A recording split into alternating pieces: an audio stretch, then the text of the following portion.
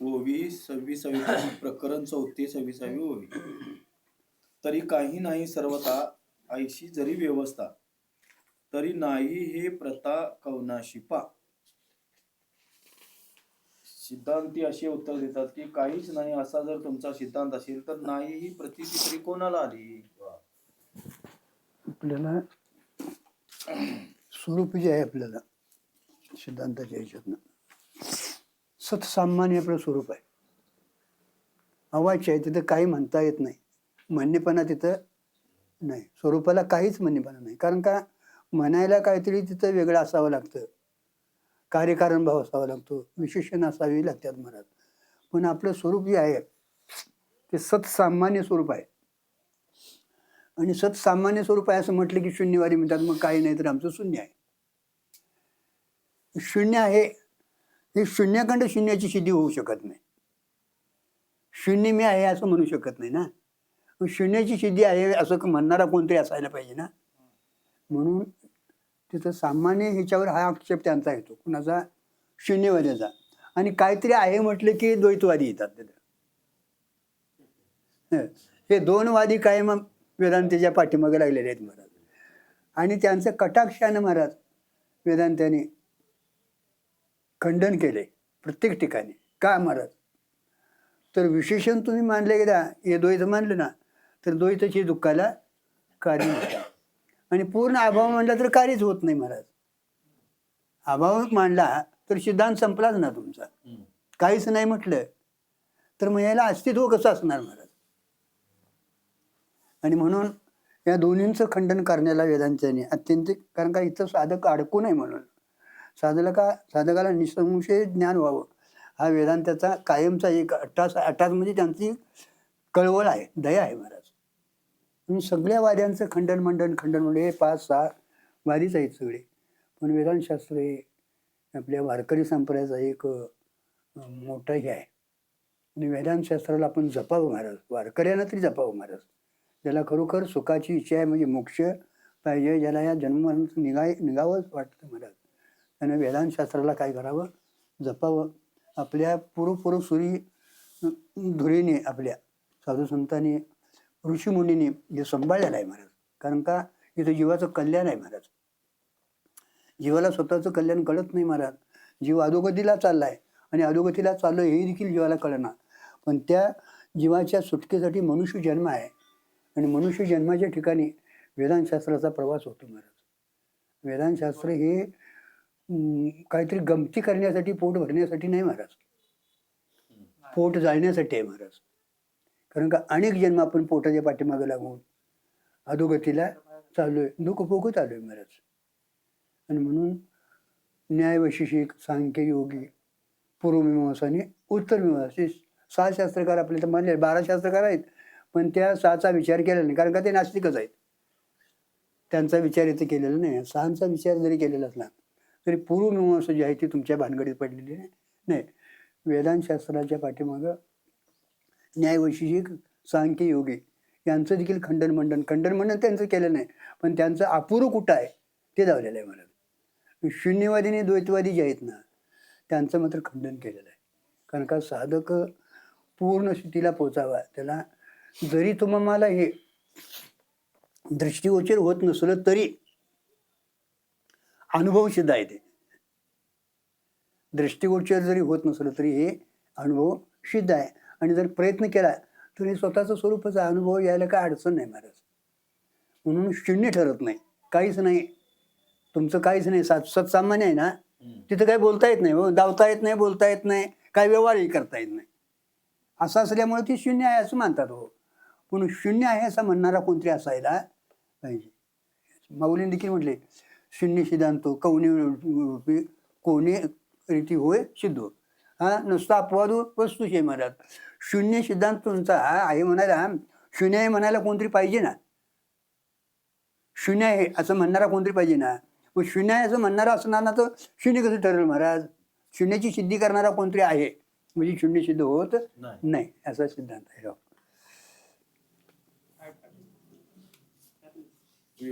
सर्वता काही नाही अशी जर स्थिती असेल तर काही नाही ही प्रतीती कोणाला आली? आता इथं काय नाही, इथं काय नाही असं जरी म्हणायला लागला तर काय नाही म्हणणारा कोणतरी आहे ना. काय नाही याची प्रतीती कोणाला आली, शून्याची प्रतीती प्रतीती येणारा. कारण का म्हणणेपणा जिथं आला तिथं काहीतरी त्याची प्रतीती आल्याशिवाय म्हणू शकत नाही ना. म्हणणारा कोणतरी आहे ना. आणि म्हणणार असल्यामुळं शून्याची सिद्धी होत नाही. म्हणजे शून्य आहे हे सिद्ध होत नाही. म्हणजे काही नाही याचा अनुभव कोणास आला. काही नाही याचा अनुभव कोणाला आला. जर काही नाही ही प्रतीती आम्हास आली अशी म्हणा तर मग सर्व शून्यवाद कुठे सिद्ध झाला? होय, मग काही नाही अशी आम्हाला प्रतीती आली तुम्हाला, तुम्ही जर म्हणत असाल तर सर्व शून्यवाद कुठे सिद्ध होतो महाराज. कारण का शून्यात व्यवहारच नाही ना. आहे नाहीचा व्यवहारच होत नाही हो. आणि काही नाही असं म्हणणारा कोणतरी आहे ना. कारण का शून्य आहे असं म्हणणारा कोणतरी असायला पाहिजे. त्याशिवाय शून्याची सिद्धी कशी होईल महाराज. ज्याची शून्याची सिद्धी होती त्यार्थी पूर्ण शून्य नाही, कोणतरी आहे म्हणजे काहीतरी वस्तू आहे. तसं सत्सामान्य अव्यवहारी जरी वस्तू असली तरी तिचा पूर्ण अभाव होऊ शकत नाही महाराज. कारण का तुमचा परमात्मा असता तर दिसला असता, व्यवहार झाला असता, असा मोठा आक्षेप आहे. हे चारवाकवादी जे आहेत का नाही ते त्यातच सगळे गुंतलेले आहेत महाराज. मग आमचं हे जग दिसतं ना, ते दिसतोय, सगळा व्यवहार दिसतोय. तुमचा परमात्मा असता तर दिसला असता, बोलला असता, चालला असता, खाल्ला असतं, पिला असतं. तू आहे कुठं महाराज. बोटान धावा असा त्यांचा आक्षेप आहे महाराज. पण तू बोटान धावायचा नाही महाराज. आहे नाहीच्या अतीत आहे तो. आणि आहे तो नसता तर ह्याची प्रतीती झाली नसती महाराज. हे त्याच्याही पुढचं आहे, होय की नाही. कारण का त्या अधिष्ठान म्हणून हे जर सामान्य स्वरूप जर आधार म्हणून नसता तर याची प्रतीतीच आली नसती महाराज. पाणी नसतं तर तरंगाची प्रतीती आली असती कुठं महाराज. येणं शक्य नाही. आणि दिसणारं काय आहे महाराज, तेच आहे महाराज. पण एवढी आपल्याला दृष्टी येत नाही महाराज. कदाचित शून्य आहे एवढं म्हणा पण सर्व शून्यवाद मात्र सिद्ध होत नाही. कदाचित शून्य असं म्हणा पण सर्वच शून्य आहे असं सिद्ध होत नाही महाराज. कारण शून्य आहे म्हणणारा कोणतरी आहे ना. शून्य सिद्धांत बोधू कोणी सत्ता होई बघा, शिकू. कोणी सत्ता शून्य नसता हा अपवादो वस्तू दिले बघा होई माऊलीने. शून्य आहे या सिद्धांताचे ज्ञान कोणाच्या अस्तित्वात कारण काय माहितीये काय, माऊलीनं अजातवादावर भर ठेवून विवर्तवाद दावून दिलेला आहे. आपण ज्ञानेश्वरी पाहिजे ती वाचत नाही, आपण पारायण करतो. रोज नेमानं ज्ञानेश्वरी वाचतो. पण ज्ञानोबा नामदेव महाराजांनी म्हटले महाराज एक तरी ओवी, पहिली ओवी तुम्ही म्हटली तर चारी सूत्र त्याच्यात आहेत. पुढे जायचीच काही गरज नाही. ओम नमो ज्या देवे पृथ्वी, चारी सूत्र तिच्यात आहेत महाराज. कोण एवढं डोक्याला लावून घेते महाराज. कारण का हे डोक्यात घालवायचं आमचा डोकंच नाही तसं. बाकीचं डोक्यातलं निघणं मग काय करूया आम्ही. ते मावणं झालं आता. पण महाराज एक लक्षात ठेवायला, जोपर्यंत हा विषय आपला होत नाही तोपर्यंत विषय रूपाने आपल्यातलं निघणार नाही आणि आपण पूर्णतेला जाणार नाही महाराज. ज्ञानोबरायाने माऊलीने जी ज्ञानेश्वरी दिली आहे महाराज, तो महान मोठं तुमच्यावर उपकार केलेले आहेत महाराज. त्रिकांडात्मक ज्ञानेश्वरी आहे. त्यांनी कांड भरून उरलेले आहे त्याच्यात महाराज. आणि मोक्षच तिथं देऊन ठेवलेला आहे त्यांनी. 13व्या पासून 15व्या पत्र चिंतन करा तुम्ही. 12व्या पत्र पण चिंतन करा. अद्वैत भक्ती दिली का, कशी भक्ती दिली हो. भक्ती सांगितली तिथे, कशी सांगितली आहे अद्वैत परत सांगितले. दुसऱ्याला काय सांगितले बघा, चौथ्याला पाचव्याला काय सांगितले बघा. कधी उलगडले जात आम्ही.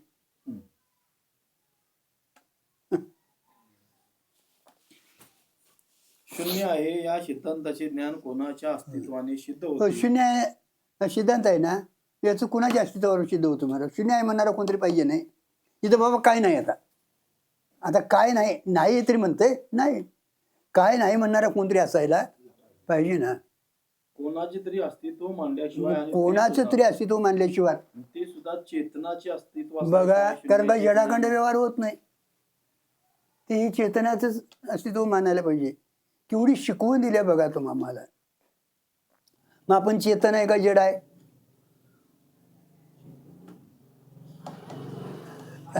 स्वरूपानं आपण चेतन आहे, लक्षात ठेवायचं. आता ते तिकडे लावायचं, जडाच्या जातीचं चेतनाच्या जातीचं. अर्थात शून्य आहे हा तुमचा नुसता आरोप ब्रह्मवस्तू झालं. आहे. आता हे ब्रह्मवस्तूच गाठले. कारण का सगळे आरोपवादी जे आहेत ते ब्रह्म आरोप आहे त्यांचा, होय का नाही. श्री ज्ञानेश्वर महाराज म्हणतात, जगाच्या बुडाशी काही नाही शून्य आहे असा जर तुमचा सिद्धांत असेल तर काही नाहीची सिद्धी कोणी केली, होय. म्हणजे त्याचा द्रष्टा कोण आहे? आले काय जगाच्या बुडाशी घटली तेवढ्यासाठी हो. कारण का सगळे हे जग तुमचं दिसणारं काय आहे, आद्यच आहे महाराज. आणि आद्यस वस्तूला अधिष्ठानाशिवाय स्वतंत्र सत्ता नाही महाराज. म्हणून काही नाही असं म्हणताना तुम्ही शून्यवादी, जगाच्या बुडाशी काही नाही असं म्हणणारा कोणतरी आहे ना. काय नाही असं म्हणणारा कोणतरी असावा लागतो, म्हणजे त्या अत्यंत अभाव सिद्ध होत नाही. जर शून्याचा दृष्टा शून्य आहे असे म्हणाल हो तरी शून्य सिद्ध होत नाही, व दुसरा कोणीतरी आहे म्हणाल तरी तरी शून्य सिद्ध होत हो. नाही. आता शून्याचा द्रष्टा कोणतरी शून्य आहे असं जरी म्हटलं तरी शून्य सिद्ध होतच नाही ना. आणि दुसरा कोणतरी आहे म्हटलं तरी द्रष्टा म्हटलं तरी बी सिद्ध होत नाही. तुम्ही शून्याची सिद्धी करीत आहात ना, मग तुम्हीच ब्रह्म आहात. होय. शून्याची सिद्धी करताना तुम्हीच आता तुम्हीच ब्रह्म आहात. कुठं ब्रह्म हुडकायला जायचं दादा? कोणत्या क्षेत्रात, कोणत्या तीर्थात, कुठल्या ठिकाणी मिळेल ते? हा. अरे आपण जेवढं फिरू तेवढं लांब जाणार आहे. तुझं आहे तुझं पाहिजे. पण आपल्याला फिरायची जास्त सवय लागली आहे. तुकोबारायने सरताना म्हटले, तुका म्हणे फिरेने भवंडीने जमजिरी. दमजिरी. फिरून दे एकदा. फिरून फिरून फिरून फिरून आलं की मग गापकरण खाली बसते. पण फिरायची सवय जात नाही महाराज. कारण का अनेक जन्म फिरतच आले ना. फिरून महाराज परमात्मा वस्तू साधा असो तुम्हाला साध्य होणारच नाही महाराज. जेवढं फिराल तुम्ही तेवढं दूरवर जावा. काय दादा म्हणायचं आहे तुम्हाला? म्हणजे काय तीर्थयात्रा हे करू नका असं म्हटलेलं नाही महाराज. पण स्वरूपाची ओळख जोपर्यंत होत नाही तोपर्यंत फिरून काय त्याचा उपयोग नाही. तुम्ही स्वतःला समजा अथवा न समजा, नेहमी असाक्षिक अभाव कधी सिद्धच होत नाही. तुम्ही स्वतःला समजा अथवा न समजा. न समजा जाणार न जाणार महाराज, साक्षीचा कधीही अभाव होत नाही. साक्षी हा नित्य आहे. साक्षी सर्वांचं साक्षीत्व करणारा. हे तुम्हा महाराज हे जग आहे नाही, दृश्य दृष्टा काय असते काय म्हणाल ते म्हणा. हा, त्याचं साक्षीत्व करणारा प्रकाशन, साक्षी म्हणजे प्रकाशन करणारा कोणतरी आहे. त्याचं कधीही अभाव होऊ शकत नाही महाराज. कारण का तो स्वयंप्रकाश आहे, नित्य आहे. स्वयंप्रकाश असून तो कसा आहे? नित्य आहे. कधी आहे कधी नाही असं नाही होत महाराज. तिन्ही काला त्रिकाला अबाधित असे शब्द काढले. त्रिकाला अबाधित ती वस्तू आहे महाराज. आणि ती प्रकाशमान आहे महाराज. त्याला साक्षी म्हणजे. म्हणून आता या सगळ्या पदार्थांचं प्रकाशन करणारा कोण आहे महाराज? साक्षी आहे. काही वेळा अंतःकरण वृत्तीद्वारा प्रकाशन करतो, काही वेळा अविद्या वृत्तीद्वारा प्रकाशन करतो, काही वृत्तीरहित देखील प्रकाशन आहे ना. आता सुषुप्तीत आपल्या कुठं वृत्ती आहे महाराज? अंतःकरण लीन आहे, तरी पण आपलं प्रकाशन होतं. म्हणजे तो प्रकाश स्वरूप आहे महाराज. आणि तिथंही आहे, म्हणजे त्याचा अभावही सिद्ध होत नाही महाराज कधी. अभावाचा दृष्टा असेल तरच अभाव सिद्ध होत असतो. होय. मग इथं काय नाही असं म्हणणारा कोणतरी पाहिजे ना, तर त्या अभावाची सिद्धी होती. नुसता अभाव सिद्ध होऊ शकत नाही. दृष्टाही नाही दृश्यही नाही असे जर मांडले तर नाहीची सिद्धी कोणाच्या सत्तेने होईल? होय. इथं द्रष्टा नाही दृश्य नाही असं जरी म्हणायला आला तरी नाही म्हणणारा कोण? नाहीची सिद्धी कशी होणंच शक्य नाही. ज्या अर्थी तुम्ही नाही म्हणता त्या अर्थी त्या नाहीपणाची सिद्धी करणारा कोणतरी असायला म्हणजे अत्यंत अभाव सिद्ध होत नाही महाराज. तुमची वस्तू दिसत नाही, कार्य नाही, कारण नाही, दृश्य नाही, द्रष्टा नाही, मग नाही म्हणतोय आम्ही असा त्यांच्यावर एक आक्षेप आहे वस्तूवर, म्हणजे परमात्म्यावर. दुसरी गोष्ट अशी आहे की अभाव जो मानावयाचा आहे तो जडाचा का चेतनाचा? आता दृष्टीवर जडाचा अभाव मानावयाचा असेल तर त्याचा अभाव कोणाकडून सिद्ध झाला? हो, जडाचा अभाव मानणार का चेतनाचा?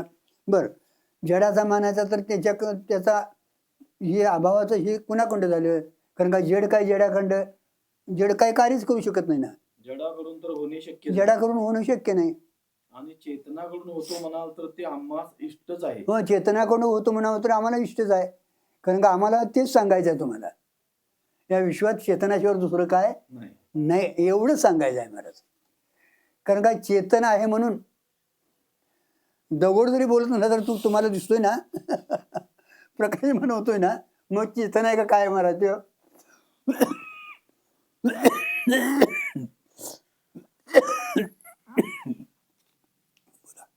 आता चेतनाचा आता चेतनाचा अभाव मानावयाचा असेल तर त्याचा अभाव कोणाकडून सिद्ध झाला? चेतनाचा अभाव मानायचा तर त्याचा अभाव कोणाकडून मानणार? दुसऱ्या चेतनाकडून सिद्ध होतो म्हणाल तर अनवस्था दोष येईल. दुसऱ्या चेतनाकडे होता म्हणून अनवस्था दोष, दुसऱ्याला तिसऱ्याला चौथाचं मानवलेला अनवस्था दोष म्हणायचं. आलं का लक्षात? म्हणू काय? त्याच चैतन्याचा अभाव त्याच चैतन्याकडून सिद्ध होतो असे म्हणाल तर प्रतियोगीचा आधार काल असतो, त्या कालात त्याच्या अभावाचा अनाधार काल असतो आणि अभावाचा आधार काल असतो, त्या कालात त्याच्या प्रतियोगीचा अनाधार काल असतो. असा नियम असल्यामुळे त्याच चैतन्याचा अभाव त्याच चैतन्याकडून सिद्ध होणे शक्य नाही. चेतनाचा अभाव आहे म्हटलं तर काय काय म्हटलं तिथं थोडस ते करा. त्याच चैतन्याचा अभाव त्याच चैतन्याकडून सिद्ध होतो असे आता म्हणा. त्या चैतन्याचा अभाव म्हणजे ते चैतन्यच माझा अभाव आहे असं म्हणायला अभाव आहे असं जर सिद्ध होत असेल तर प्रतियोगीचा आधार काल असतो, त्या कालात त्याच्या अभावाचा अनाधार काल असतो. प्रतियोगीचा आधार काल असतो, त्याच कालात त्याच्या अभावाचा अनाधार काल असतो. त्याच्या अभावाचा अनाधार काल. कारण का आधार काल आहे ना, त्याचा अभाव सिद्ध तिथं नसतोच ना. म्हणजे आधार काल असतो, त्यात सिद्ध अनाधार सिद्ध होत नाही, आधार सिद्ध होतो. तुम्ही आता इथं आहे ना, तुमचा नाहीच सिद्ध हे कसं होईल?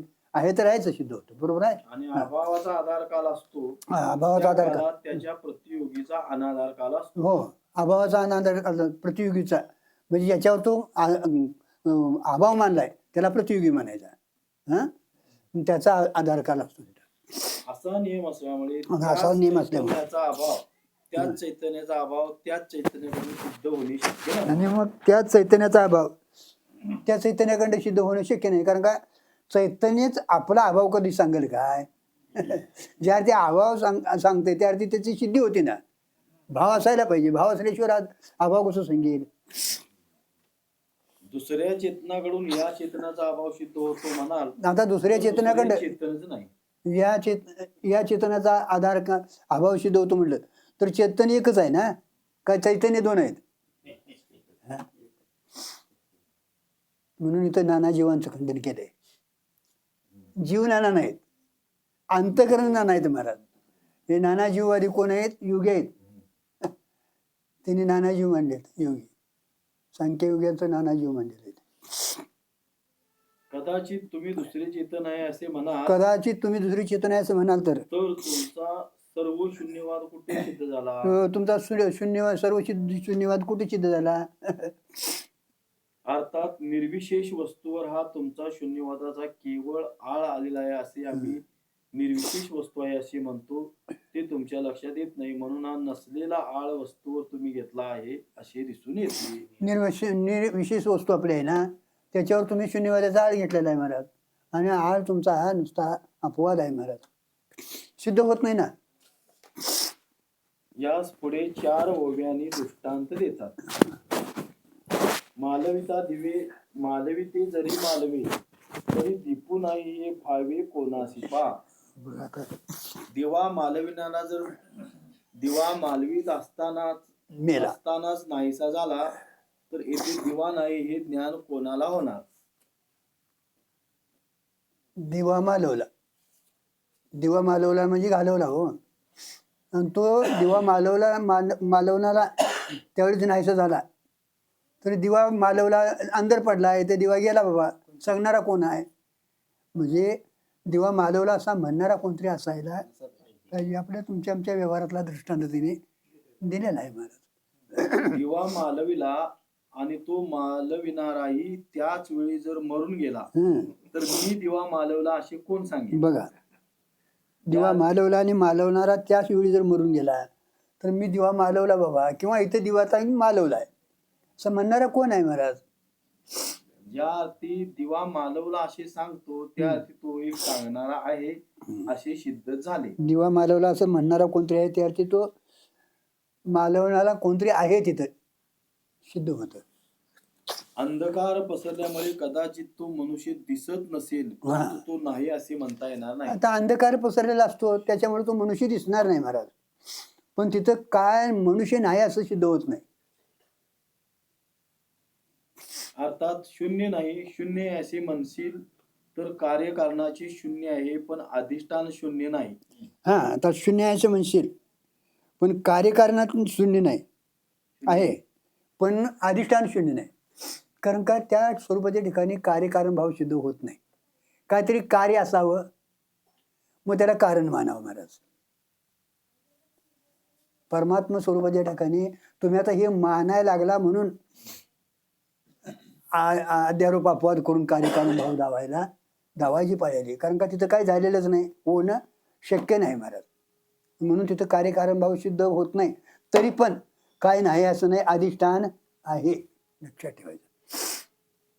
आणि गुरुजी ही जागा आपण पकडायची कुठं सांगा, रोजच्याला आपल्याला अनुभव कुठं पकडायची सांगा. तुम्हाला विचारतो मी, सांगा ना जरासं, बोला की जरासं काहीतरी. दादा कुठं पकडायची आपण? हा, झोपेत हो. झोपेत कुठं कार्यकारण भाव आहे? आणि रोजचा आपल्याला अनुभव आहे महाराज. अहो तो तुमचा आत्मानुभवच आहे, ब्रह्मानुभव आहे महाराज. भगवंतानं ती सोय तुम्हाला चांगली केली आहे. हा बरं, कायम जीव जातोय कुणीकडे? 4 दिवस जरी तुम्हाला आनंदाचं हे असेल तर सरताना कुठं जावं असं वाटतंय? म्हणजे विश्रांतीचं स्थान ते आहे ना. हा, कधी लक्षात आले महाराज? गंमत अशी तुम्हाला ठेवली की 8-10 दिवस आता झोपायचं नाही, असं जर केलं तर काय काय होईल माणसाचं? तुम्हाला काय पाहिजे ते आम्ही 8 दिवस होतो, पण झोपायचं नाही. एवढं जर झालं तर काय होईल? काय सिद्ध होईल? अहो ते विश्रांतीचं स्थान आहे महाराज. प्रत्येक जीवाचं विश्रांतीचं स्थान. मुंगीपासून ब्रह्मदेवापर्यंत जेवढं काय आहे, शरीराचे काय सगळं चालाय ना, त्याचं विश्रांतीचं स्थान ते खरं आहे. बघा प्रत्येकाला, प्रत्येक जण कुठं नाही कुठंतरी जरा का असं ना ते तिथं वस्तूत काय आहे नाही, अतीत आहे, तरी पण ते सिद्ध आहे महाराज, लक्षात ठेवायचं. आणि रुची आपल्याला जाणीव आहे महाराज. ते जर पकडलं आपण तर ह्या संसाराच्या अतीत आपण आहोत हे सिद्ध होत. जसे आपल्याला दुसऱ्या मनुष्याने हाक मारली तर ओ म्हणताना आपण अहो मन आहे व वाणी आहे. घरात एकटेच बसलो तर वाणी नाही पण मन व आपण आहोत. आणि आपण झोपी गेलो तर वाणी आहे, मन नाही पण आपण आहोत, शून्य नाही. आता घरात आपण बसलोय, कोण नसलं तर मन आहे, वाणी नाही तिथं, आता आपण आहे. दुसरं कोणतरी असलं तर वाणी असते, हो, बोलणं चालणं असते घरात. झोपेत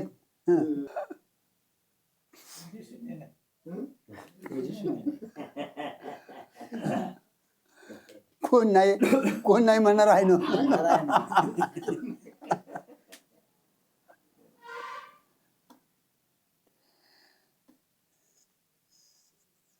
बसलोय आपण, मन आहे आपल्याला, वाणी जरी नसली पावायची असतोय. आपण आहोत, मन आहे. झोपेत वाणीही नाही, मनही नाही, तिथं विलीन झालेलं असतं हवेत. पण आपण साक्षी रूपानं आहोत. म्हणजे आपला अभाव सिद्ध होत नाही, जाऊन दिले महाराज. आपला कधीच अभाव सिद्ध होत नाही. सुषुप्तीत मन वाणी लीन असल्यामुळे व्यवहार नाही. बघा, पण आपल्याला मना वाचून राहावे वाटत नाही आणि मनाला व्यवहार केले वाचून बरे वाटत नाही. झालं. सुषुप्तीत मन नाही, वाणी नाही म्हणून व्यवहार नाही. पण आपल्याला मनावर आल्याशिवाय राहत नाही, मनाला व्यवहार केल्याशिवाय बरंच वाटत नाही त्याला. मोक्षात मनही नाही व व्यवहारही नाही. मोक्षात मन नाही, व्यवहार नाही. म्हणून वेदांताच्या वेदांत्याचा वारकऱ्याचा मोक्ष सहसा कुणाला आवडत नाही. नाही. एकांतात एकटा मनुष्य बसला तर तेथे व्यवहार नसेल, पण मन आहे तरी करमत नाही. तर मोक्षात मन व्यवहार दोन्ही नसल्यावर व्यवहार दोन्ही नसल्यावर कसे कर्मे? कर्मे कसं? कर्म काय? कुठे नाही कुठेतरी काहीतरी कवरच वाट. गुरुजींनी आमच्या कर्मच नाही का? तिथं दोन्ही पण नाही बघा.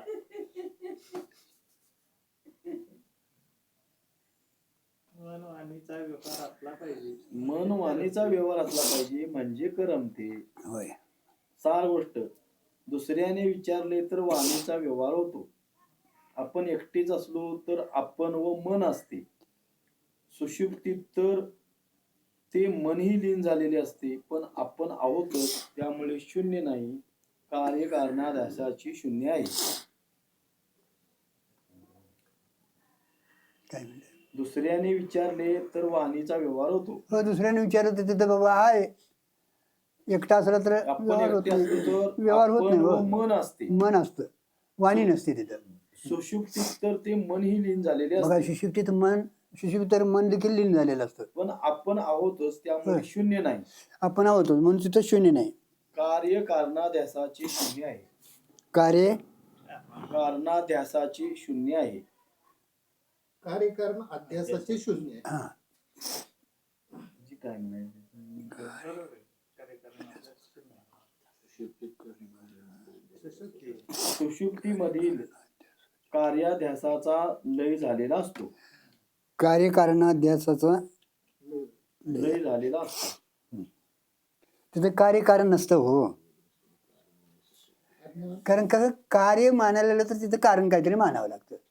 कार्यावरून कायम कारणाची सिद्धी असते महाराज. कार्यच नाही तर तिथं कारण तरी कसं म्हणणार? विधेय मुक्तीत कार्यासह कारणाचा अत्यंत अभाव असतो. हा, आता विधेय मुक्तीत हेच नाही. देह नाही त्याला कारण असणारं अज्ञान. लक्षात ठेवायचं. अज्ञानीवरच झालेलं असतं म्हणून देह कार्य केलेलं असतं, व्यवहार केलेला असतो. कारण का ह्या सगळ्या ह्याला आपल्या ज्या बंधाला कारण आहे ते स्वरूपाचं अज्ञान आहे आणि व्यवहारावरनं ते मांडलेलं आहे. लक्षात ठेवायचं. कार्य जे दिसतं आपल्याला त्याच्यावरून ते कारण मानलेलं आहे. कायम कार्यावरून कारणाची सिद्धी होती, कायम लक्षात ठेवायचं. कारण का तसं कारण तुमच्या लक्षात दृष्टीगोचर होत नाही. केवळ कार्य आपल्याला दिसतं. कार्याचं कारण मानावं लागतं. मग कार्यावरनच काय? सांगा. बोला की. की कार्यासह कारणाचा अत्यंत अभाव असतो. पण अधिष्ठानाचे शून्य केव्हाच नाही हे चांगले लक्षात हा, ठेवावे. लक्षात. सगळ्या ह्याच्यात आता एवढं जरी हे झालं तरी अधिष्ठान कधीही नाही असं होत नाही. याचा कधी अभाव सिद्ध होत नाही, नाही. हे महत्वाचं आहे. त्याकरिता हा दिवा मालविणाऱ्याचा दृष्टांत दिला आहे. आणखी दुसरा दृष्टांत देतात की निदेचे आलेपणे निदेले ते जाय प्राणी तरी नीद भली हे कोणी जाणी जेलपा. निद्रा येण्याने जर निद्रित मनुष्य निद्रेतच मरण पावला तर मला चांगली झोप लागली हे ज्ञान कोणाला होणार? झोपला मनुष्य झोपेने गेला. आणि झोपेतच गेला तर महाराज मी चांगला झोपलो होतो, काल सुखान झोपलो होतो, कोण सांगणार महाराज? ज्या अर्थी सांगतोय त्या अर्थी त्याचा तिथं अभाव सिद्ध होत नाही. शून्यवादाचं खंडन चालू आहे. तसं स्वरूपाच्या ठिकाणी कधीही त्याचा अभाव सिद्ध होत नाही महाराज. निद्रा येण्याने जर निद्रित मनुष्य निद्रेतच मरण पावला तर मला चांगली झोप लागली हे ज्ञान कोणाला होणार? विवरण: एखादा निद्रित मनुष्य आहे आणि त्यातच तो जर गतप्राण झाला तर जागे झाल्यावर मी सुखाने निजलो होतो असा व्यवहार कोण करील? बरोबर प्रेताकडून व्यवहार होत नाही व निद्रित मनुष्याकडूनही व्यवहार होत नाही. नाही. म्हणजे मनुष्याला निद्रा आली म्हणजे स्वचेही ज्ञान राहत नाही व अन्य पदार्थाचेही ज्ञान राहत नाही. अर्थात कार्य पदार्थावर आवरण पडत असते. निद्राकाली केवळ पदार्थाचे ज्ञान जाते अशी नाही, तर पदार्थासह ज्ञान मावळत असते, पण आपल्याला पदार्थ ज्ञान गेले वाटते. होय. पदार्थ तोच आहे वाटतो. कल्पना करा, आपण झोपते वेळी पाणी भरून तांब्या जवळ ठेवला तर जागे झाल्यावर तांब्यात तोच आहे वाटतो. हम्म. तांब्याचे ज्ञान नव्हते, आता झाले असे वाटते. परंतु सूक्ष्म विचार केला तर ज्ञान गेले म्हणजे त्यातले चेतन जात नाही, वृत्यांश जातो. तो वृत्यांश अर्थाध्यासच आहे. वृत्ती, तांब्या व पाणी हे तिन्ही एकाच सत्तेतील पदार्थ आहेत. तेव्हा ज्ञान गेले म्हणजे वृत्ती जर गेली तर वृत्तीच्या सत्तेतील तांब्या व पाणी गेले नाही काय? पण हे कळत नाही. असे जर आता त्या कळले- काळात लक्षात ठेवायचं, त्या काळात त्या तांब्याचा पाण्याचा देखील अभाव मानलेला आहे. तेवढ्या काळात, कारण का प्रत्येक क्षणाक्षणाला या वस्तूंची उत्पत्ती हे लय मानलेला आहे, नाश मानलेला आहे. आपल्याला वाटतं की पहिलाच तांब्या आहे, पण त्या काळात ज्यावेळी तुम्हाला तांब्याचा जर झोप लागली ना त्यावेळी तर त्याचा अभावच मानलेला आहे. हे काय लक्षात. आणि म्हणून एका तासामध्ये कोटी वेळा सृष्टी होती जाते, कारण का या पदार्थाचा कायम प्रवाह चालू आहे. याचा बदल होणं, प्रवाह चालू आहे, आणि तो आपल्या लक्षात येत नाही. मला क्षणाला हे म्हणजे ती सृष्टी आहे असं आपल्याला वाटतं, पण त्यासारखी आहे ती नाही. तसं तोच तांब्या वाटतो, पण तो तांब्या नाही.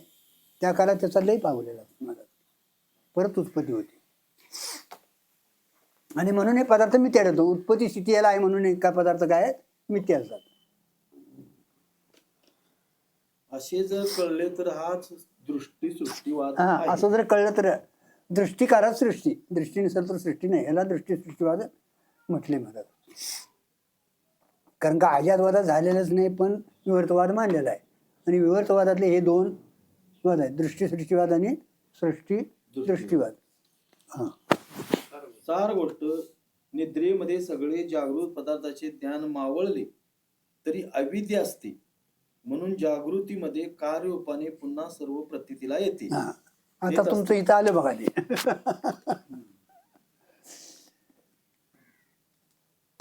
झोपे सगळे पदार्थांचं ज्ञान मावळतं, पण अविद्या असते ना, आणि अविद्या असते म्हणून तिचं कार्य जागे झाल्यानंतर उत्पन्न होतं. मला आता तिथं स्वरूपाच्या ठिकाणी दावलेले लक्षात ठेवायचं. हा. म्हणून जागृतीमध्ये कार्यरूपाने पुन्हा सर्व प्रतीतीला येत असते. निद्रेत इंद्रिय मनाआधी अविद्येत लीन झाले तरी प्राण असतो. तो प्राणही जर लीन झाला असता तर जागे झाल्यावर मी सुखाने निजलो होतो असा व्यवहार कोणी केला असता? झोपेत सगळी इंद्रिय सगळे जरी लीन झालेलं असलं तरी प्राणाची हालचाल तिथं चालू असते महाराज. आणि प्राण जर तिथं लीन झाला तर मग जागा झाल्यावर मी झोपलो होतो कोण सांगणार महाराज? कारण का तुमचं आमचं जन्म मरण जे आहे ते प्राणावर अवलंबून आहे. येणं जाणं होतं ते प्राणावर अवलंबून आहे. सूक्ष्म शरीर येतं जातं ते प्राणाच्या द्वारा येणं जाणं आहे त्याचं. होय, प्राण एकदा त्यातनं गेला की शरीर जड पडते, ते व्यवहार करू शकत नाही ना. म्हणजे सगळा व्यवहार होतो तो प्राणावर अवलंबून आहे.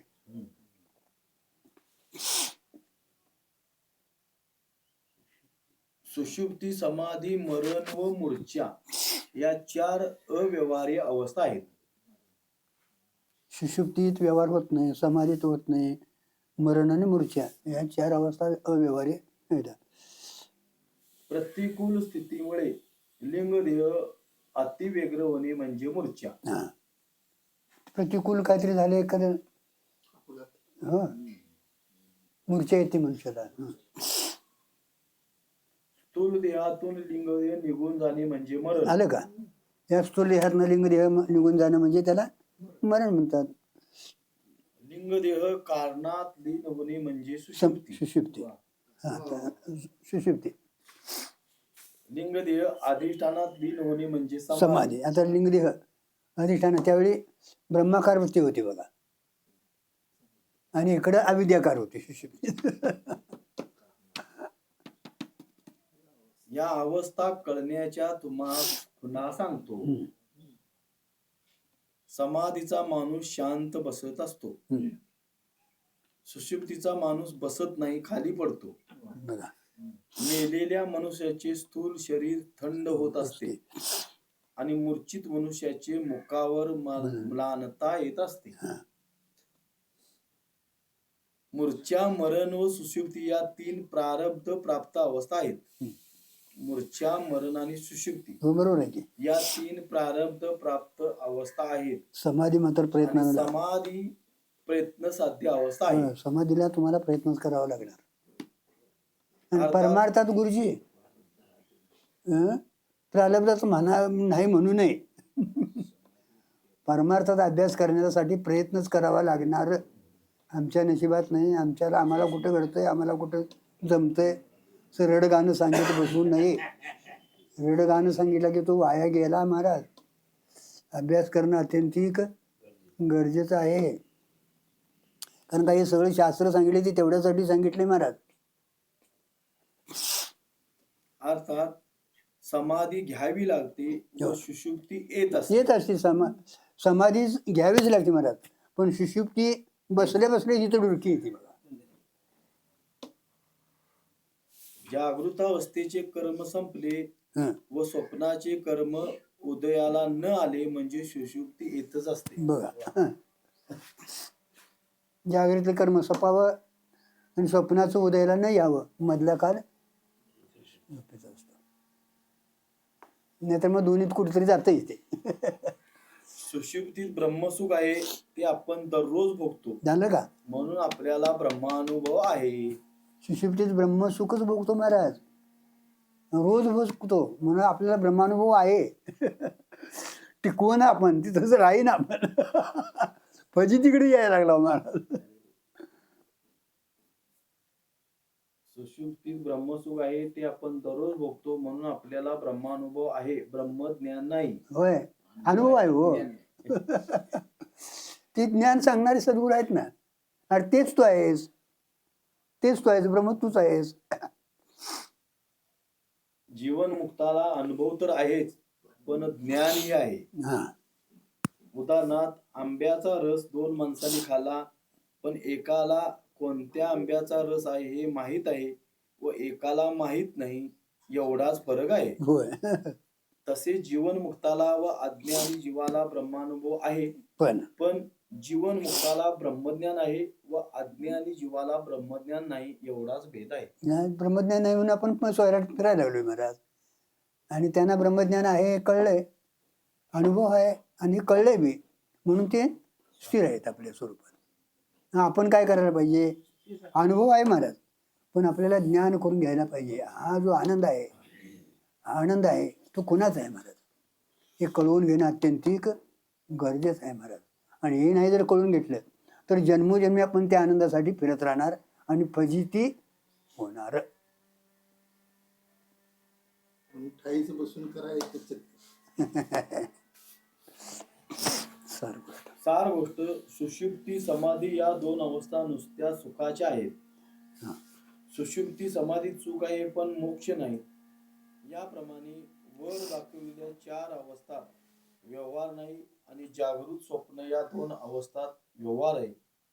यातील भेद असा, स्वप्रतीतीचा व्यवहार ते स्वप्न, उभय प्रतीतीचा व्यवहार ती जागृती.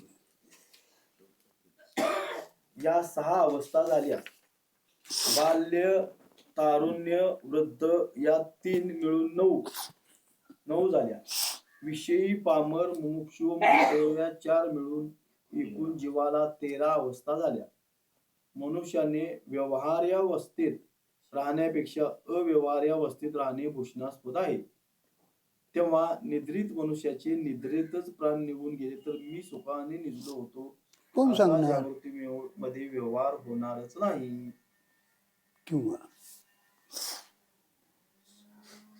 किंवा आणखी दुसरा दृष्टांत देतात. घटू घटपणे भासे, तद्भंगे भंगो आभासे, सर्वता नाही तै नसे कोणे म्हणावे. घट असतो तेव्हा घटत्वाने भासतो, घट फुटतो तेव्हा फुटला या रूपाने भासतो.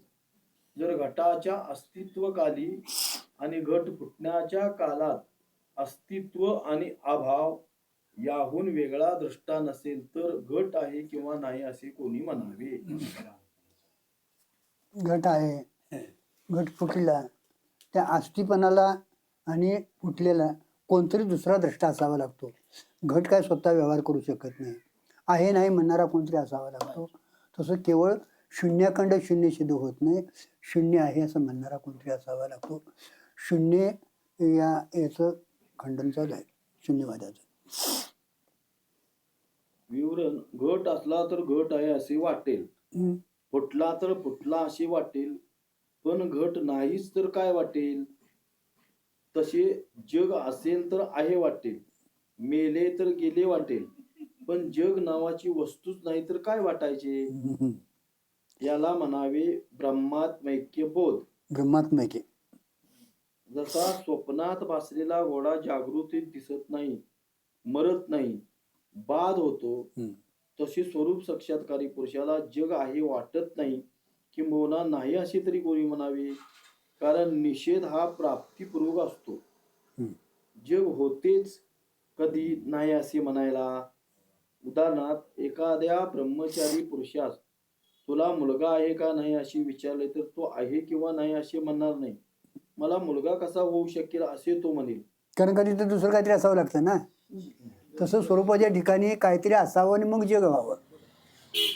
तसे जग कसे असू शकेल असे म्हणावे. मग जग असं अरे तिथं काय दुसरं नाही ना.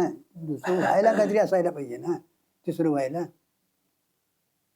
स्वरूपाच्या ठिकाणी दुसरं काय नाही म्हणून जगताचा काय आहे तिथं स्वरूपाच्या ठिकाणी अत्यंत अभाव आहे. चार गोष्ट घट ज्यावेळी असतो त्यावेळी घट घट रूपाने भासतो. हा. घट फुटला तर खापऱ्याच्या रूपाने भासतो. पण घट असताना जसा घट पाण्याकरता दृष्टा लागतो तसा तसे घटाभाव जाण्याकरता देखील एका घटाभावाचा दृष्टा त्याहून भिन्न असावाच लागतो. मग सर्व शून्यवाद कुठे सिद्ध झाला.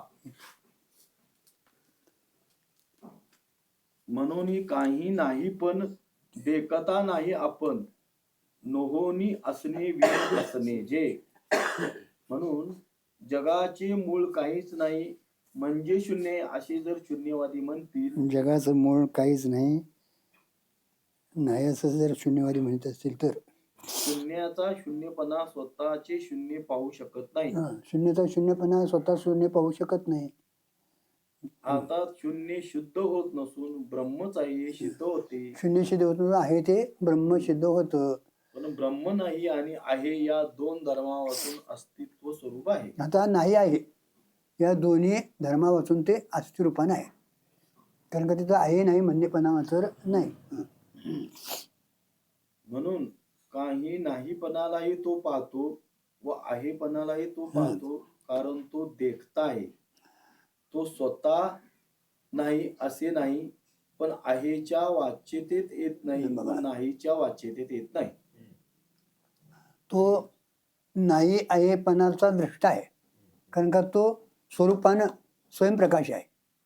पण आहे नाही या वाच्यता तो येत नाही. का महाराज? तर त्याचा कधी अभाव सिद्ध होत नाही. त्याचा कधी अभाव सिद्ध होत नाही. आणि आहे त्याला आहे तरी काय म्हणत बसायचं महाराज? आहे त्याला आहे तरी काय म्हणत बसायचं? म्हणून तो आहे नाहीच्या अतीत आहेपणानं आहे.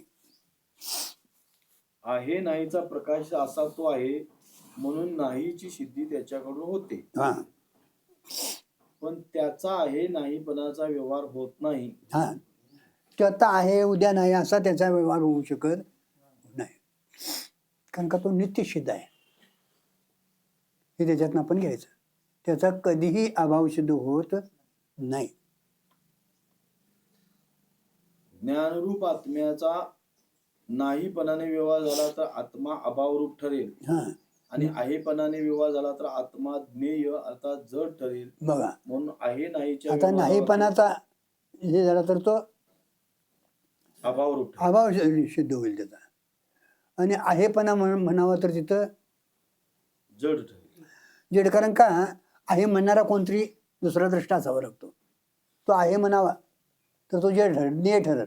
त्याचा ज्ञाता कोणतरी दुसरा मानावा लागेल. आहे नाहीच्या व्यवहारा वाचून आत्मा आहेपणाने सिद्धच आहे. आहे नाहीच्या व्यवहारा वाचून तो आहेपणानं सिद्ध आहे. असे असताना सर्व शून्यवाद आहे असे पूर्वपक्षास का वाटले त्याचे कारण दाखवता. परी आणि का आपण पया न पुरे विश्व होवावया म्हणून न असावया कारण की. परंतु ब्रह्म दुसऱ्याच्या किंवा स्वतःच्या ज्ञानाला पुरे पडत नाही म्हणजे विषय होत नाही, म्हणूनच ते अस्तित्व स्वरूप असून देखील नाही म्हणायला कारण होते. ज्ञानाला विषय होत नाही एवढ्याच कारणाने ब्रह्म नाहीच असे इतर मतवादी मानतात.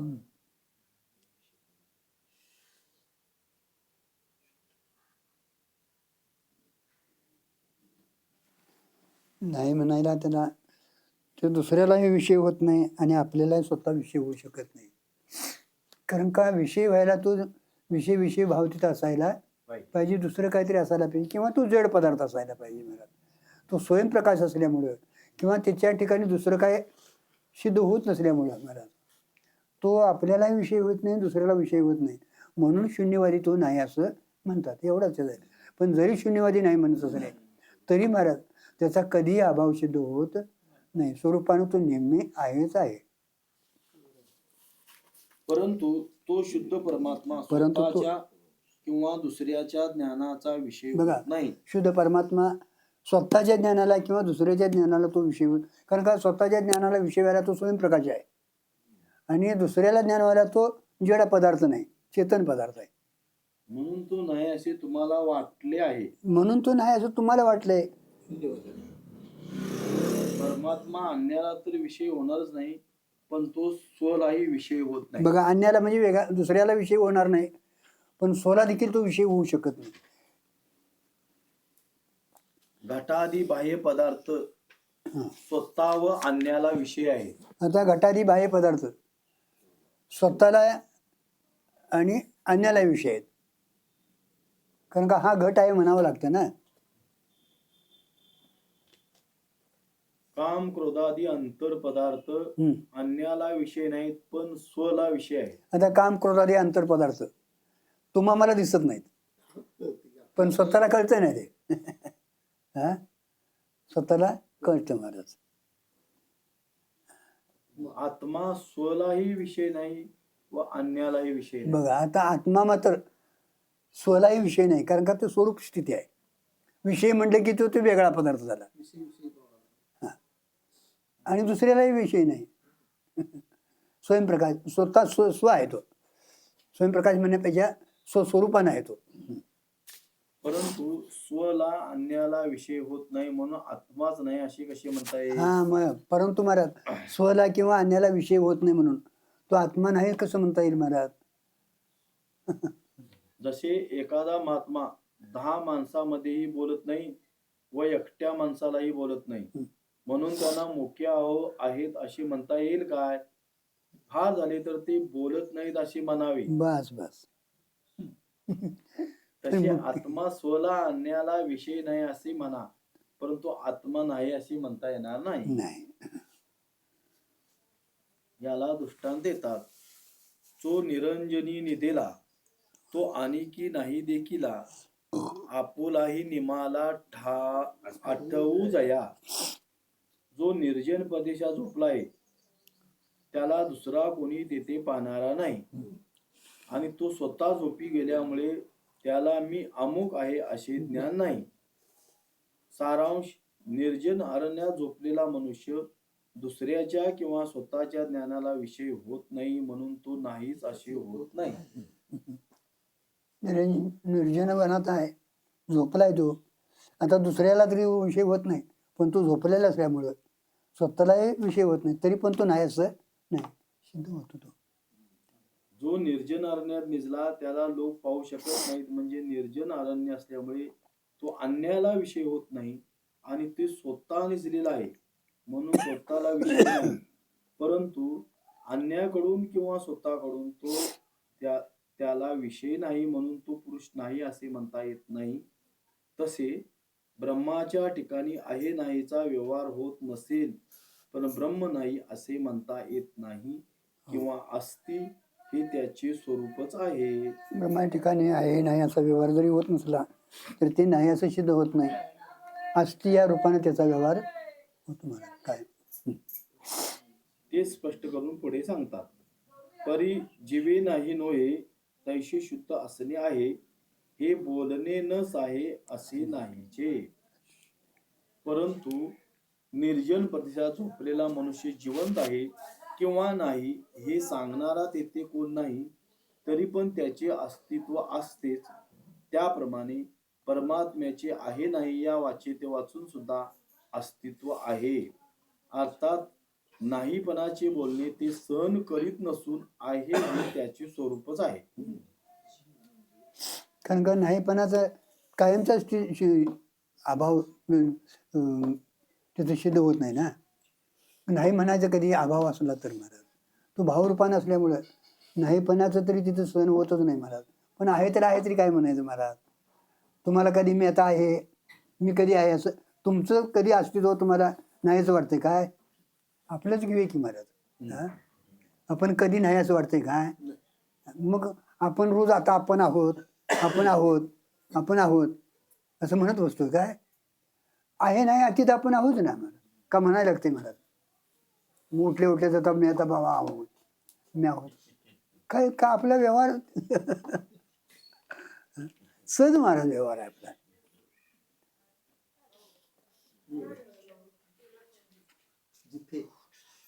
जीवे म्हणजे तो पुरुष आपल्या स्वरूपाने नाही असे मात्र नाही, तसे आत्म्याचे शुद्ध स्वरूप अन्याला व सोला विषय नसले तरी त्याचे ठिकाणी शुद्ध असणे आहे. ते असणे आहे नाहीचे बोलणे सहन करीत नाही. तिथं आहे नाही तर बोलणं सहन होतच नाही हो. कारण का नाही असं तिथं सिद्धच होत नाही. आणि आहे त्याला आहे ते आहे तरी काय म्हणत बसायचं कायमचं. हेच पुढे 3 ओव्यातून दृष्टांतपूर्वक सांगतात. दिट्टी आपण या मुरडे ते दिट्टीपणही मोडे, परी नाही नोहे पुढे ते जाणेची ते. दृष्टी आपल्याला पाहण्याकरता जेव्हा मागे वळते तेव्हा त्या दृष्टीचा दृष्टीपणा नष्ट होतो. कारण दृष्टीला कधी विशेष होत नाही. म्हणून दृष्टी पाहण्याच्या बाबतीत दृष्टीला दृष्टीपणा राहत नाही. तरी पण दृष्टी नाही असे काही म्हणता येत नाही. ती खरोखर जाणणे स्वरूपच आहे. दृष्टी अंतर्मुख झाली ना पुढं पाहण्याचा व्यवहार थांबतो हो. कारण का जोपर्यंत तुम्हाला पाहायचं आहे तोपर्यंत दृष्टी बहिर्मुख व्हावी लागते. त्या विषयापत्र जावं लागते आणि त्यावेळी मग तो ज्ञाता ज्ञान हा व्यवहार होतो महाराज. पण ती जर दृष्टी अंतर्मुख झाली ना तर आता ती दृष्टी काय बघायची महाराज. तिला ती विषय होऊ शकत नाही. म्हणून तर ती नाही काय आहे महाराज. पदार्थाला रूप असावे, प्रकाशाची सहाय्यता असावी. आता पदार्थाला रूप अगोदर असावं तिथं प्रकाशाची सहाय्यता असावी आणि दृष्टी असावी तेव्हा त्या पदार्थाचा आहेचा व्यवहार होतो. मग तिथं दृष्टी असावी. पुढं पदार्थ आहे तिथं प्रकाशी आहे आणि दृष्टी आहे वृत्ती आहे त्यावेळी त्या पदार्थाचा व्यवहार होतो. पण दृष्टीला दृष्टी पहा अशी सांगितले तर ती स्वतःला पाहू शकत नाही. परंतु इथं दृष्टीला दृष्टी पहा म्हटलं तरी स्वतःला स्वतः पाहू शकत नाही. पण त्या दृष्टीतील ज्ञान नष्ट झाले असे म्हणता येत नाही. पण तिथं पाहणेपणा नष्ट होत नाही महाराज. त्याच्यातलं ज्ञान नाही होत नाही महाराज. दृष्टी म्हणजे ज्ञानाचे करण किंवा ज्ञान असे दृष्टी शब्दाचे 2 अर्थ आहेत. ज्ञानाचं करण म्हणा. आता हे डोळा तुम्हाला विषय करून देण्याचं एक करण आहे साधन आहे ते. किंवा ज्ञान म्हणा त्याला. ज्ञान म्हटलं तरी काय हरकत नाही महाराज. त्यात दृष्टी म्हणजे ज्ञान हाच खरा अर्थ आहे. दृष्टी म्हणजे ज्ञान हा खरा अर्थ आहे. परंतु चाक्षुष वृत्ती दृश्याला विषय करते तेव्हा ती दृष्टी ज्ञान असते असा त्यातील सूक्ष्म भेद आहे. सार गोष्ट दृश्याला पाहू लागली तर तिला दृष्टी नाव प्राप्त होते. पण ती दृष्टी जर मागे पडते तिला दृष्टी नाव राहणार नाही. तथापि दृष्टी आहेच. किंवा दुसरा दृष्टांत देतात. का काळा राही काळवका तो आपण या ना अनेका नो चोजवे तरी आशिका हामी वाणे. काळा मनुष्य अंधकारात उभा राहिला तर तो आपल्याला आणि दुसऱ्याला विषय होत नाही. पण त्याला हा मी आहे अशी निश्चित ज्ञान असते. एखादा काळा मनुष्य अमावास्याच्या अंधाऱ्या रात्रीत एका खोलीमध्ये अंधार करून बसला तर तो त्यालाही दिसणार नाही व दुसऱ्यालाही दिसणार नाही, पण मी आहे असे त्याला ज्ञान असतेच. म्हणजे तो दुसऱ्याच्या चाक्षुष वृत्तीलाही विषय होत नाही व स्वच्याही चाक्षुष वृत्तीलाही विषय होत नाही, पण मी आहे हे ज्ञान त्यास पक्के असते. दुसऱ्याला दिसत नाही म्हणजे डोळ्याला दिसत नाही. चाक्षुषवृत्ती म्हणजे दुसऱ्याला डोळ्याला दिसत नाही, त्याच्या डोळ्याला तो दिसत नाही, तरी पण मी आहे असं त्याला ज्ञान असतं. म्हणजे त्याचा अभाव सिद्ध होत नाही. स्वला विषय होतो असे म्हणणारे द्वैतवादी आहेत. हा, स्वला विषय होणारे द्वैतवादी. द्वैतवादी. विषय होत नाही म्हणून नाही असे म्हणणारे शून्यवादी शून्यवादी. आहेत. हा. आणि वेदांत शास्त्रात या दोघांचेही खंडन आहे. अन्याला स्वला विषय नाही याचा अर्थ नाही असे नाही, हा. त्याकरता हा दृष्टांत दिला आहे. तैसे असणे का नसणे हे काहीच माणूसवाने नसोनी असणे ठाये ठावो. एखाद्या लाकडाचा बुंदा माणसासारखा जेव्हा दिसतो तेव्हा तो माणूस आहे किंवा नाही असा संशय येतो. या माणसाविषयीच्या संशय ज्ञानाप्रमाणे परमात्म्याच्या विषयी आहे नाही असा संशयही नसून परमात्मा आपल्या ठिकाणी अस्तित्व स्वरूपच आहे. लाकडाचा बुंदा उभा राहिलेला असतोय, तो माणूस आहे का लाकूड आहे असं आपल्याला संशय येतो महाराज. हा, परंतु परमात्मा स्वरूपाच्या ठिकाणी आहे नाही असा संशय याची काही गरज नाही, कारण का तो स्वरूपानं आहेपणानंच आहे. तसे असणे किंवा नसणे असा त्या स्वरूपात काहीच व्यवहार माणूसवाने म्हणजे माणसासारखे नाही. हो, पण परमात्मा आपल्या ठिकाणी मानण्यासारखे नाही, पण परमात्मा आपल्या ठिकाणी असणे रूपाने आहेच. आम्ही ब्रह्माच्या अस्तित्वाचा व्यवहार होत नाही असे सांगतो, तर शून्यवादी म्हणतो असे आहे, तर मग नाहीच म्हणाना. बरं नाही म्हणावे तर तो आपल्या महिमेत आहे अशी श्रुती सांगते. हो, परमात्म्याच्या ठिकाणी माझा मी आहे असा व्यवहार होत नाही. हो, मी आहे म्हणून ती शून्यवादी नाही म्हणतात महाराज.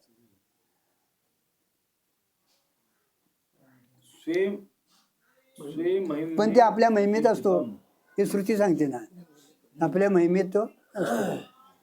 म्हणून सिद्धांतात त्याचे ठिकाणी आहे नाहीचा व्यवहार नाही, पण तो निर्विशेष स्वरूपाने आहेच हे आता पावे तो अनेक दृष्टांतांनी सिद्ध केले आहे.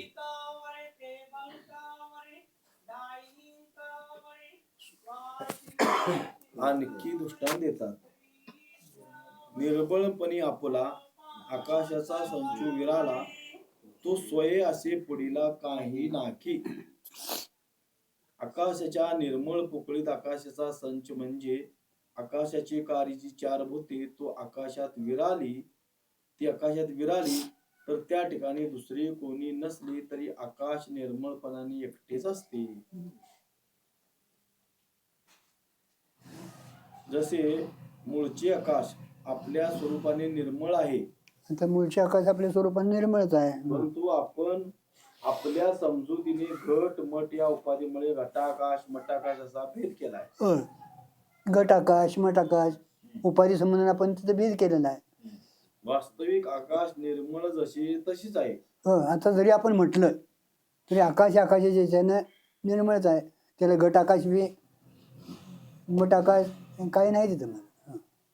या घटाकाशात तुम्ही पाणी भरा अथवा दूध भरा, आकाशाला कशाचाही स्पर्श होत नाही. आता ते पोकळे आहे ना, ते आकाश हो, त्यात पाणी भरलं तरी त्या पोकळीला म्हणजे त्या आकाशाला काही मळ लागत नाही, दूध भरलं तरी काय होत नाही मला. ही निर्मळपणाने आपल्या ठिकाणी आपण स्वयं आहेच. पण पुढीला न वाटे म्हणजे पाहणाराच तसं वाटत नाही. हा, एवढंच. आकाशाची व्याप्ती घटपदादी उपाधीमुळे बिघडल्यासारखी दिसते. होय, आकाशाची व्याप्ती महाराज हे घटपट उपाधी लागल्यामुळे बिघडली असं वाटतं महाराज, पण त्या स्वरूपात काही बदल होत नाही. मग कायम महाराज परमात्मा स्वरूपाच्या ठिकाणी आकाशाचा दृष्टांत बरेच ठिकाणी निर्लेपपणानं व्यापकपणानं असंगपणानं दिलेलं आहे. कधी जरी आता किती जरी धूळ उडाली, किती जरी दूर वळला, किती जरी काय झालं, किती जरी ढग आले, तर आकाशाला त्याचा धक्का लागत नाही. नाही. ते सर्वाला व्यापून शिल्लक आहे. व्यापकपणेचा बी दिलेला आहे महाराज. ते कुठे येत नाही, जात नाही, सदाच जसोच्या तसं परमात्म्याच्या ठिकाणी एक आकाशाचा दृष्टांत कायम असा दिलेला आहे. म्हणून आकाशाचा निर्मळपणा कळत नाही, पण आकाश हे निर्मळच आहे. या आकाशाचा निर्मळपणा खरंच नाही, पण आकाश हे निर्मळच आहे. तसा आपण कायम निर्मळच आहोत महाराज. आपण आपल्या समजुतीने सगळं अंगाला लावून घेतलेलं आहे. का अंगिकी निर्मळपणी हारपलिया पोखरणी हे आनिका वाचुनी पाणी सगळेची आहे. झऱ्याचे स्वच्छ पाणी आटलेले असो का प्रगट दिसो, कोणत्याही अवस्थेत तेथे पाणी आहे. आता झऱ्याचं घातलं आहे काय, तसं मूळ स्वरूपाचं घ्यायचं इथं.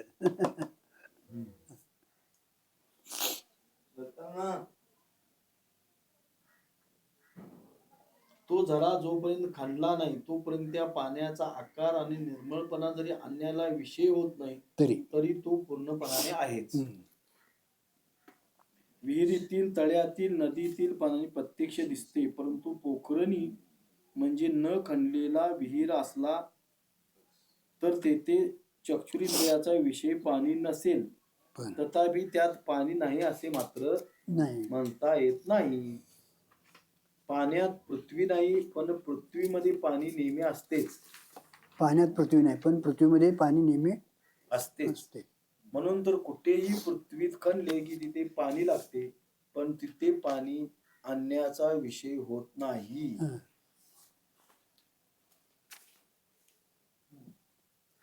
आपण भागू तैसे असण्याची जे असे आहे नाही ऐसे सांडून या. त्याप्रमाणे आत्मस्वरूपाच्या दृष्टीने पाहिले असता आता त्याप्रमाणे चोळी पाठीमध्ये हे आपण हे दृष्टांत घ्यायचे महाराज सिद्धांतासाठी. लौकिक आहे नाहीपणा सोडून आत्मा अस्ति रूपाने आहे. लौकिक आहे नाहीपणा सोडून आत्मा आपल्याला आहेपणा नेहमीच आहे. इथं आपण स्थिर राहायचं महाराज. लोकांनी आहे म्हणून देत नाही तर नाही म्हणजे नित्य आपलं स्वरूप आहे महाराज. नाही म्हणणे अतीत, नाही आहे म्हणणे अतीत आपण आहोत. तसे फक्त तिथं स्थिर राहायचा प्रयत्न करायला पाहिजे नेहमीच. तसे ब्रह्म आपल्या स्वरूपाने स्वरूपाने आहेच. आहेच. तुम्ही त्यास आहे म्हणा अथवा नाही म्हणा, तुम्ही आहे म्हणा नाही तर नाही म्हणा, पण तो आहे नाहीपणाचा व्यवहार टाकून आपल्या स्वरूपात अस्ति रूपाने आहे नाहीपणाचा व्यवहार टाकून आपल्या स्वरूपात तो स्थिर आहे. आहेचा व नाहीचा व्यवहार त्याच्यात नाही, किंतु आहे नाहीचा आधार परमात्मा आहे. आता आहे नाहीचा व्यवहार त्याच्यात नाही, पण आहे नाही याला आधार तो आहे म्हणण्याला. त्याच्याशिवाय तुम्हाला आहे म्हणता येत नाही आणि नाही म्हणता येत नाही. जगामध्ये काही पदार्थ अनुभवाला विषय होतात पण सांगता येत नाही. काही पदार्थाचा अनुभव येतो व तो सांगता येतो, परंतु ब्रह्मवस्तू अशी आहे की ती सांगता येत नाही व ज्याचे त्याला विषय होत नाही. सांगता येत नाही ते असं आहे तसं आहे म्हणून. प्रमाण असं आहे तर आपल्याला कुठल्या प्रमाणात तो विषय होत नाही. असं आहे तसं आहे सांगता येत नाही. परत पुढे काय म्हटलं, तो आपल्याला विषय होत नाही. किंतु प्रत्यक्ष हेच त्याचे कारण का विषय व्हायला विषय विषय भाव देतो आणि असावं लागतो. वेगळं काहीतरी असावं लागतो, तो जड पदार्थ असावा लागतो. किंतु प्रत्यक्ष हे त्याचे स्वरूप आहे. प्रत्यक्ष हे त्याचं स्वरूप आहे. ब्रह्म जर प्रत्यक्ष स्वरूप नसते तर जगाचे प्रत्यक्ष झालेच नसते. आला आता ब्रह्म हे प्रत्यक्ष त्याचं स्वरूप नसतं. आता प्रत्यक्ष म्हणजे काय हो दादा, याची अनुभूती तुम्हाला आली नसते. याची अनुभूती तुम्हाला आली नसते. प्रत्यक्ष तुम्हाला दिसायला नसतं मला. कारण काय त्याच्या प्रत्यक्षावर सगळे प्रत्यक्ष तुम्हाला प्रतीतीला येतं मला. ब्रह्म जर प्रत्यक्ष स्वरूप नसते तर जगाचे प्रत्यक्ष झाले नसते. असे व्यतिरेकी अनुमान लक्षात ठेवावे. तेव्हा आहे नाहीपणा सोडून आत्मा असणेपणानेच आहे. याला पुढील 2 दृष्टांत दिले आहेत.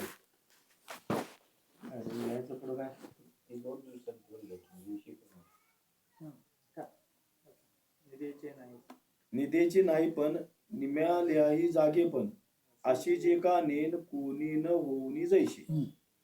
झोप संपल्यानंतर काही काल जागृतीचे ज्ञान असते, पण ज्ञान नष्ट झाल्यानंतर झोप आधीच संपलेली असते आणि ज्ञान नष्ट झाल्यामुळे झोपेच्या सापेक्ष जागृती संपून गेली असते. अर्थात निद्रा किंवा जागृती दोन्ही वाचून जागेपणा स्वतः सिद्ध असतो. झोपून उठलं की थोडा काल, आता मी झोपून उठलोय, झोपून असं होतं वाटतं मला. पण जागेपणा दोन्ही सापेक्षा अतीतच आहे ना. का आता तुम्हाला वाटतंय मला आता मी जागा आहे, आता जागा आहे असं वाटत नाही मला. निमालिया हे क्रियापद दोन्हीकडे लावावे. हा. म्हणजे देचे नाही पण निमालिया आणि जागेपणाचे निंदेचे असणार. निद्रेचे. निद्रेचे असणार. हा. निद्रेचे नाही पण निमालिया आणि जागेपणाही निमालिया. हा. याचा अर्थ निद्रा नाहीशी झाली तरी काही काल निद्रेची स्मृती आणि जागृतीची अनुभूती राहत असते. हा. पण पुढे असा एक काल असतो की निद्रेची स्मृती मावळलेली असते हो. आणि जागृतीचा अनुभवाचा व्यवहारही नसतो. बरोबर आहे. अशा वेळी जागृती केवळ अनुभव रूपानेच राहत असते. जागृतीचा व्यवहार तेथे नसतो. मनुष्य झोपलेला असतो, उठविलेला की आता उठलोय बाबा, म्हणजे आता मी जागा झालोय, एवढं थोडा काल असतोय. मी आता झोपलेलो होतो, आता जागा झालोय, जागा झाल्याचं वाटतं. पण एक थोडा काल असतो महाराज. तेवढा काल निघून गेला का नाही, आता त्या जागेपणात आता मी झोपलेला तर नाहीच, पण मी जागा आहे म्हणणेपणा देखील तिथं राहत नाही. किंवा आणखी दुसरा दृष्टांत देतात. हम्म. का भूमी कुंभ ठेवीजे तर तई सकुंभता आपजे. तो नेलिया म्हणीजे ते नेवीन. किंवा जमिनीवर घट ठेवला तर त्या भूमीला